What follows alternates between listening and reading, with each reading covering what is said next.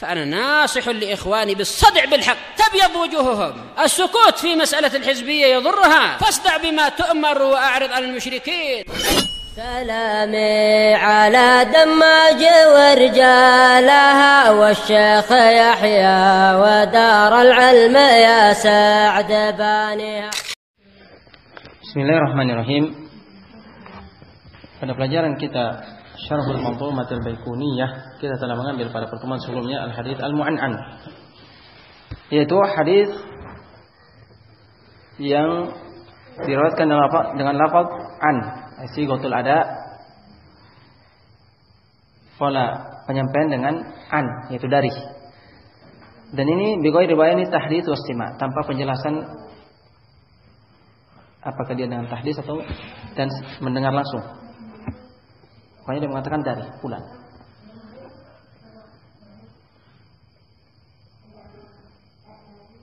Dan dalam Nazm al-Baiquni beliau tidak menyebutkan hukum dari hadis al-mu'an'an. Dan hukum hadis al-mu'an'an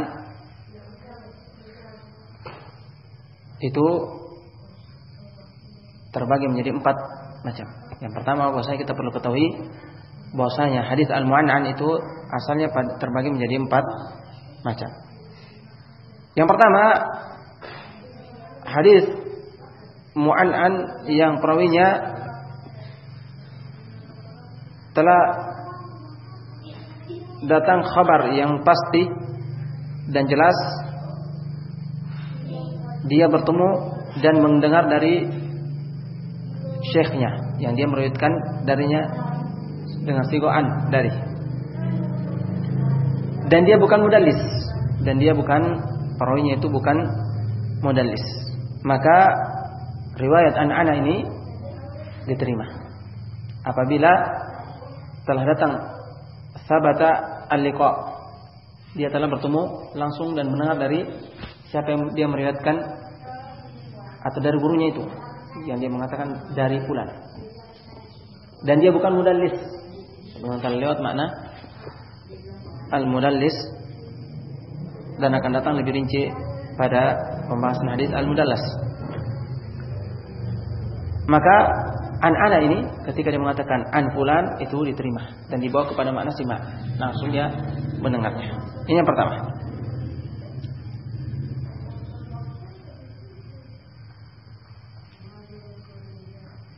Kecuali apabila datang nas dan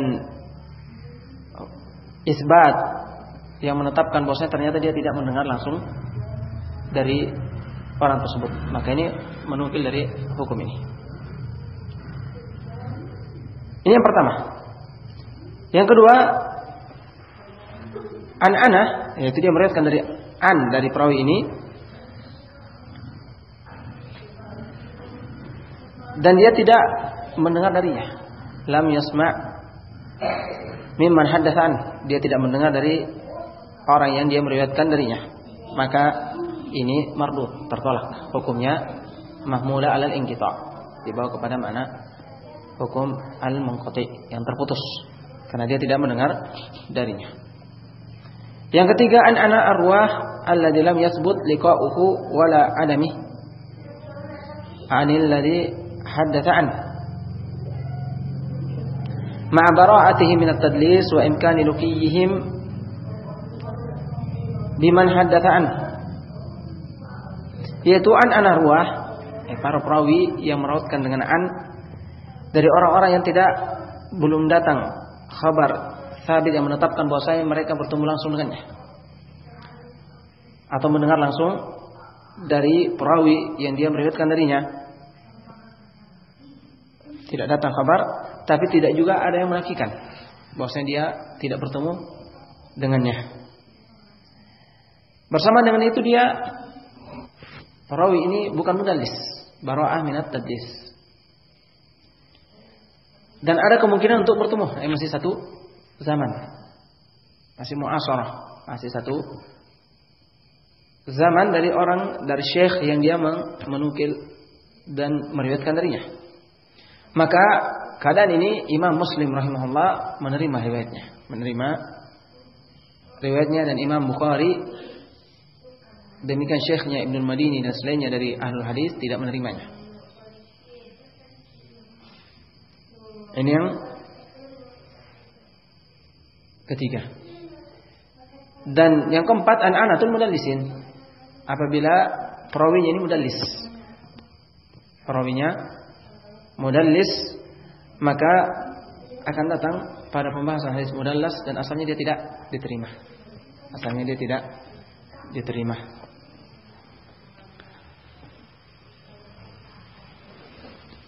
Pembahasan berikutnya al-hadis al-mubham. Hadis al-mubham. Hadis atau al-mubham secara bahasa yaitu yang tidak diketahui, alladzi la yudrak.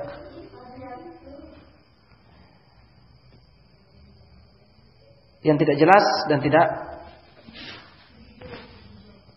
terang. Ini asal kata dari al-mubham. Qala an-Nazim rahimahullah, berkata an-Nazim yaitu Imam Al-Baiquni rahimahullah, wa mubhamun ma fihi rawin lam yusam. Hadis mubham adalah hadis yang terdapat padanya baik pada sanadnya atau pada matannya. Pada sanad hadis itu atau matannya perawi yang tidak disebutkan namanya. Ini namanya mubham. Tidak disebutkan namanya. Sehingga dalam istilah al-muhadditsin definisi hadis mubham huwal haditsul ladzi fi sanadihi aw matnihi rawin lam yuzkar bi ismihi aw laqabin aw nahwihi bima yu'rafu bih. Dialah hadis yang pada sanadnya atau pada matannya ada seorang perawi yang tidak disebutkan namanya atau julukannya yang atau semisalnya dengan sesuatu yang bisa dia dikenal dengannya. Jadi apabila dia mengatakan haddatsani rajulun, nah misalnya, maka ini adalah hadis yang mubham, tidak disebutkan, mubham. Tidak diketahui siapa dia, siapa laki-laki itu. Telah mengabarkan kepadaku seorang laki-laki, siapa dia? Atau dengan katanya akhbarani thiqah, telah mengabarkan kepadaku orang yang terpercaya. Tapi dia tidak sebutkan siapa orang terpercaya itu. Maka ini dinamakan hadis al-mubham. Nah, mubham. Ja'a rajulun ilayya, dan di matan juga datang. Ja'a rajulun ila Nabi sallallahu alaihi wasallam fasa'alah misalnya. Datang seorang laki-laki kepada Nabi sallallahu alaihi wasallam kemudian bertanya. Al-hadis disebutkan. Demikian dan demikian. Ini juga mubham dari sisi matan. Nah, mubham yang tidak jelas, tidak diketahui siapa perawinya, siapa orang yang disebutkan. Tidak disebutkan namanya atau julukan yang dia dikenal dengannya. Al-A'mash, Sulaiman bin Mihran. Nah, ini julukannya A'mash. Atau dengan kunyah yang dia dikenal dengannya, Abu Hurairah radhiyallahu anhu. Tapi dia mengatakan an rajulin, dari seorang laki-laki. Atau an imra'atin, dari seorang perempuan. Atau akhbarani man athik bih, mengabarkan kepadaku siapa yang saya percaya dia, yang mempercayainya. Kenapa dia tidak sebutkan? Tapi dia tidak sebutkan namanya. Yang orang yang menukilkan atau yang mendengarnya tidak tahu siapa yang dimaksud. Dengan syarat la yu'raf bima yu'rafu bih. Tidak disebutkan nama atau laqab atau sesuatu yang bisa dia dikenal dengannya. Ini makna hadis al-mubham. Qala Az-Zurqani, berkata Syekhuna Yahya, qala Az-Zurqani, berkata Imam Az-Zurqani rahimahullah, ay lam yusam dzalika ar-rawi, lam yusamma dzalika ar-rawi rajulan aw imra'atan fil hadits wa fil isnad. Yaitu tidak disebutkan perawi ini, baik dia laki-laki atau perempuan, dalam hadis, dalam suatu hadis, dalam matan dan wa fil isnad, pada sanad. Faidatu ma'rifatil mubham, faidah mengetahui hadis mubham yaitu zawalul jahalah, diangkatnya ketidaktahuan, jahil, tidak ketahuan siapa laki-laki. Dan terkadang hadis mubham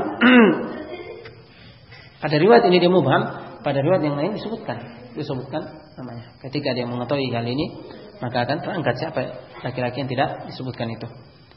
Di antara lagi wa minhu ma'rifatu sahibil qissah aw sa'il. Di antaranya pertama di matan yaitu mengetahui siapa pemilik kisah tersebut, siapa laki-laki ini yang disebutkan dalam kisah itu, ya rajulun, atau siapa penanya yang bertanya kepada Rasulullah sallallahu alaihi wasallam atau semisalnya. Qala sawalul jahala la siyama al jahala allati yarid ma'al hadits haitsu yakunu al ibham fil isnad. Wa qad sannafa fi dhalika al khatib wa ghairuhu intaha. Nah, pertama jahala yang tidak diketahui jahala yang datang bersamanya hadis di mana apabila ibham itu pada sanad. Dan Imam Al-Khatib Al-Baghdadi rahimahullah telah menulis kitab khusus tentang masalah ini.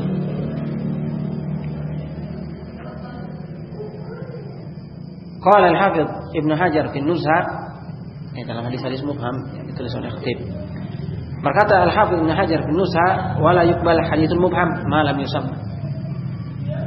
Dan hadis mubham itu tidak diterima selama dia tidak disebutkan namanya. Lianna syarta qabulil khabar adalatur rawi. Nah, karena syarat diterimanya suatu khabar hadis itu mesti perawinya adil, adalah, yaitu dia memiliki kemampuan untuk menetapi ketakwaan dan muru'ah. Wa man ubhima ismuhu la tu'raf ainu. Sementara yang tidak disebutkan namanya itu tidak diketahui betul orang siapa dia. Bagaimana tu'rafu adalatu. Orang yang saya tidak ketahui bagaimana diketahui apakah dia adil atau tidak. Apakah dia itu yang diterima hadisnya ataukah yang lemah. Tidak diketahui siapa dia. Jadi selama dia tidak disebutkan namanya, maka asalnya tertolak. Nah, terutama pada sanad. Pada asalnya dia tertolak dan tidak diterima dan dianggap sebagai hadis yang lemah. Wa kadza la yuqbal khabaruhu walau ubhima bi lafdh ta'dil. Demikian juga tidak diterima walaupun dia tidak disebutkan namanya dengan lafaz seperti ta'dil. Nah, dengan disifati sebagai orang yang adil yang bisa diterima khabarnya. Juga yang rajih tidak bisa diterima. Juga tetap tidak diterima khabar ini.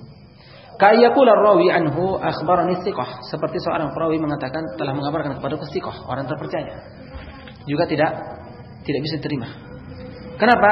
Li'annahu qad yakunu thiqatan indahu majruhan inda ghairihi. Karena bisa jadi terpercaya di sisinya, tapi di sisi yang lain majruh, tidak bisa diterima kabarnya. Bahkan yang diketahui saya namanya, terkadang ahlul hadis berselisih. Ada yang mengatakan dia itu hasanul hadis dan ada yang mengatakan dia dhaif. Bagaimana dengan yang tidak diketahui? Bagaimana dengan yang tidak diketahui zat siapa orang ini? Nah, wa hadza 'ala al-ashah fil mas'alah. Dan ini yang rajih dalam permasalahan ini. Wa li hadhihi an-nuqtah lam yuqbal mursal walau arsalahu al-'adl jaziman bihi li hadha al-ihtimal bi 'ainihi. Karena itulah dengan berdasarkan faedah ini tidak diterima hadis yang mursal. Walaupun yang mengirsalkannya adalah seorang yang adil, seorang yang memiliki adalah, seorang yang thiqah, terpercaya dan menjazmkan dengannya bahwasanya telah berkata fulan, tapi dia tidak mendengar darinya mursal. Nah, telah berkata Nabi sallallahu alaihi wasallam dari tabi'in yang tidak bertemu dengan Rasulullah sallallahu alaihi wasallam walaupun dengan sighatul jazm, pasti. Karena kemungkinan ini bisa jadi di sisi dia memastikan karena dia yakin bahwasanya perantaranya itu terpercaya di sisi dia, tapi bisa jadi di sisi orang lain dan di sisi perawi lain mengetahui sesuatu yang meruntuhkan adalahnya dan keabsahan hadisnya sehingga dia tidak masuk dari jajaran orang-orang yang diterima hadisnya. Sementara man alima hujjatun ala man la ya'lam. Siapa yang mengetahui adalah hujjah atas bagi siapa yang tidak mengetahui. Terkadang ahlul hadis mengetahui yang lahiriah bahwasanya itu ada, itulah asal. Ketika melihatnya dan hadis-hadisnya ala salamat, dia pun memberinya tazkiyah, memberikan rekomendasi bahwasanya orang ini bisa diterima hadisnya dan sahihul hadis atau hasanul hadis. Ternyata ada di sana ahlul hadis yang lebih dan mengetahui yang tidak diketahui oleh yang mentazkiyahnya, mentakdirnya dan menetapkan bukti bahwasanya dia ini orang yang tidak bisa diterima hadisnya dengan bukti ini dan itu.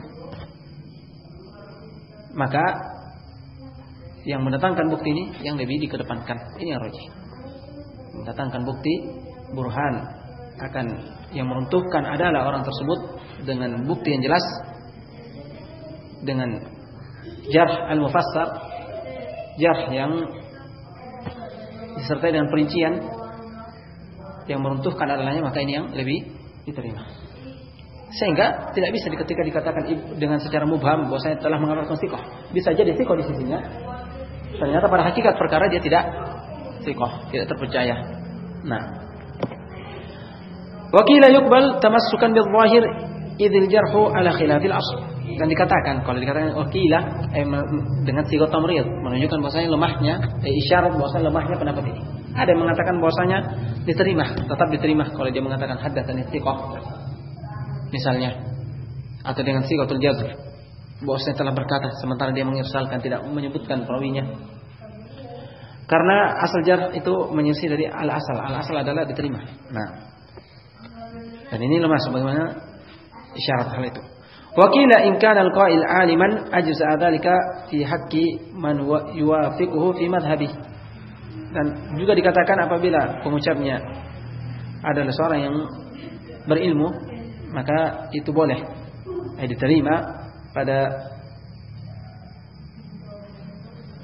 hak atau keadaan orang yang semazhab dengannya. Wa hadza laysa min mabahithi ulumil hadits wallahu muwaffiq. Dan ini bukan dari pembahasan ulumul hadits wallahu muwaffiq, yaitu yang penyebutan terakhir ini.